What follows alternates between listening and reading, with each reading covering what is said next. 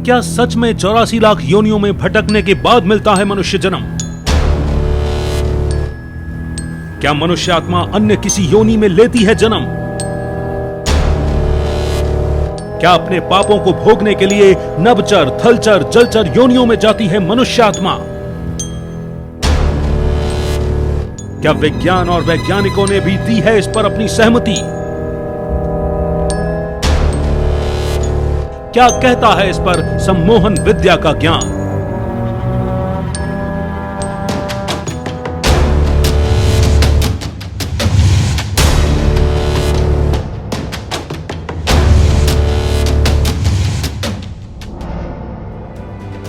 जरूर इन सवालों ने पहले भी आपको परेशान किया होगा।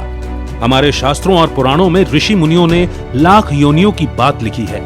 हमने अपने पूर्वजों से भी सुना है कि हमारे कर्मों के अनुसार शरीर छोड़ने के बाद हमें सजाएं मिलती हैं। दूसरी योनियों में जाने की सजा, गरम तेल में तलने जैसी और भी डरावनी सजाएं, जिससे दिल दहल जाए। लेकिन जरा सोचिए, अगर हम अपनी सारी भोगनाएं भोग कर फिर मनुष्य जन्म में आए हैं, तो ये जन्म हर प्रकार से पूर्ण होना चाहिए।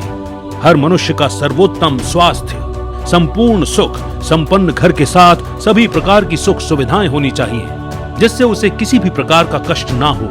परंतु ऐसा देखने में नहीं आता। जन्म से ही कोई विकलांगता के साथ ऐसे घर में जन्म लेता है जहां उसकी ठीक से परवरिश ना हो सके, रहने का ठीक से घर नहीं, आदि आदि। इसके विपरीत कोई बहुत अमीर तो कोई गरीब, कोई बुद्धिमान तो कोई बुद्धिहीन। ऐसा क्यों? ये सभी प्रश्न 84 लाख योनियों में जन्म भोग कराने वाली मान्यता पर प्रश्न खड़ा करती हैं। इसके साथ ही कहते हैं कि ये भगवान की इच्छा है। ये कैसे संभव है?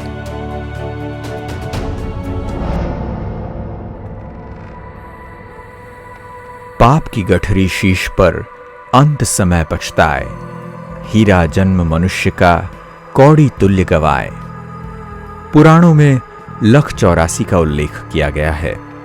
वास्तव में लख के 3 अर्थ हैं। पहला है लाख, दूसरा है देखना और तीसरा है लक्ष्य। मनुष्य कोई गलत कर्म न करे, इसे ध्यान में रखकर ऋषि मुनियों द्वारा लख 84 की बात लिखी गई थी, जो सिद्धांत बन गया और फिर यह सिद्धांत प्रचलित भी हो गया। मगर मनुष्य आत्मा का पुनर्जन्म पशु योनि में होना, यह मान्यता निराधार है, क्योंकि यह कार्मिक फिलॉसफी के विपरीत है। मान लीजिए हिंसक कर्म करने पर मनुष्य आत्मा को हिंसक योनि में जन्म लेना पड़ा, तो वह योनि उसके लिए भोगना की योनि नहीं होगी, क्योंकि हिंसक योनि में हिंसा करना तो नेचुरल होगा, जो कि कार्मिक फिलॉसफी के विपरीत है। इसलिए मनुष्य आत्मा का जन्म हमेशा मनुष्य योनि में ही होता है, ताकि वो अपने गलत कर्मों का पश्चाताप करें और स्वयं को परिवर्तित करें। इसलिए सुधार के लिए कुदरत की ओर से दंड के रूप में योनि परिवर्तन की कल्पना मिथ्या है।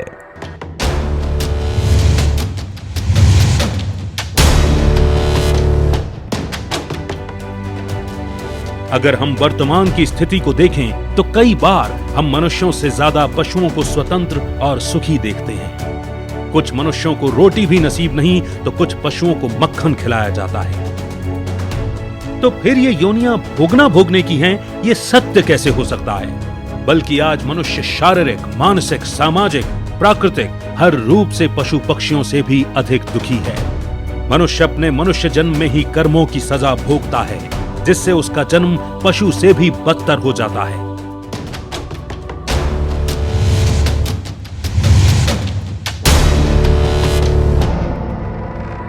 गौर करने वाला तथ्य यह भी है कि हजारों व्यक्तियों पर सम्मोहन विद्या का प्रयोग करने पर पाया गया कि एक भी व्यक्ति ने यह नहीं स्वीकार किया कि अपने पूर्व जन्म में वह कोई पशु या पक्षी थे।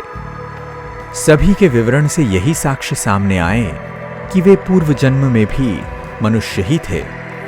इसी संदर्भ में प्रोफेसर मैकडोगल ने N outline of abnormal psychology इस पुस्तक में कई घटनाएं लिखी हैं, जिसकी एक बात हम जिक्र कर रहे हैं।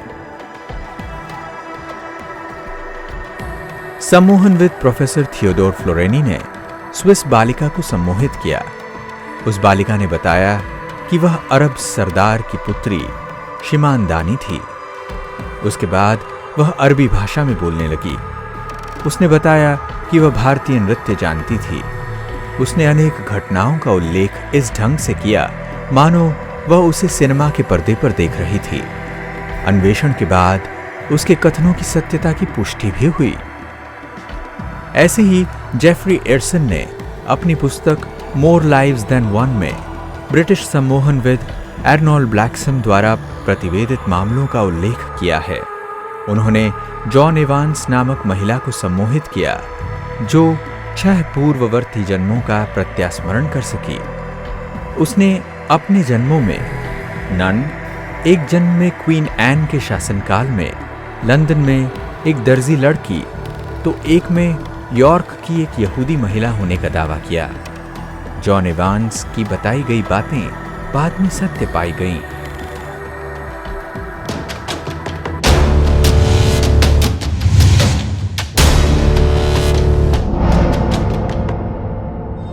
पूर्व जन्म की स्मृतियों को बताने वाले बच्चों से मिलकर मनोवैज्ञानिकों और डॉक्टरों ने अपने परीक्षण और अध्ययन में पाया पूर्व जन्म के गांव, मार्ग, घर का रास्ता और घर आदि को बड़ी सरलता से पहचान लिया गया।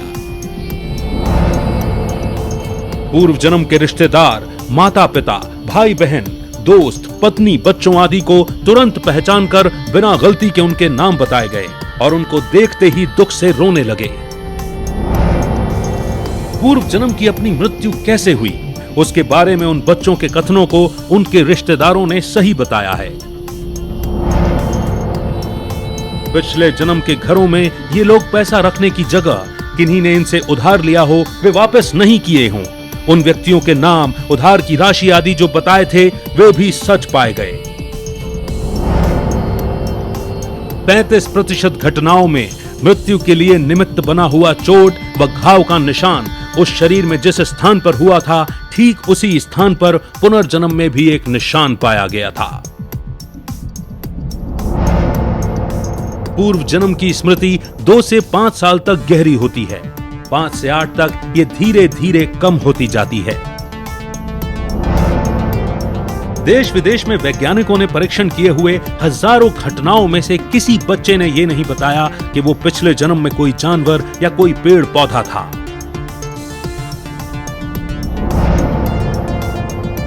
बेंगलुरु की राष्ट्रीय मानसिक एवं नरविज्ञान संस्था के मनोविज्ञान विभाग की प्राध्यापिका डॉक्टर सतवंत पसरीचा, जो कि सुप्रसिद्ध पुनर्जन्म संशोधक हैं, उन्होंने 500 से अधिक पुनर्जन्म की घटनाओं के अध्ययन और परीक्षण में 68% घटनाओं को सत्य पाया है, जिसमें 76% लिंग परिवर्तन की घटनाएं थीं।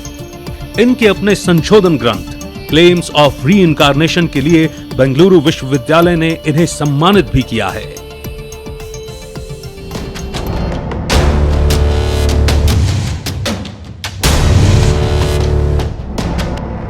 इन सभी पहलुओं से यही समझ आता है कि मनुष्यात्मा मनुष्य योनि में ही जन्म लेती है।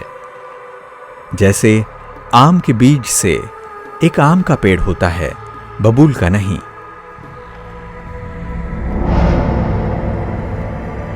अंत में यही कहेंगे कि हमें दूसरी योनियों में जाने के भय से ऊपर उठकर सदा अपने कर्मों पर ध्यान देना चाहिए, क्योंकि हमारे कर्म ही यह निर्धारित करेंगे कि हमारा अगला मनुष्य जन्म कैसा होगा।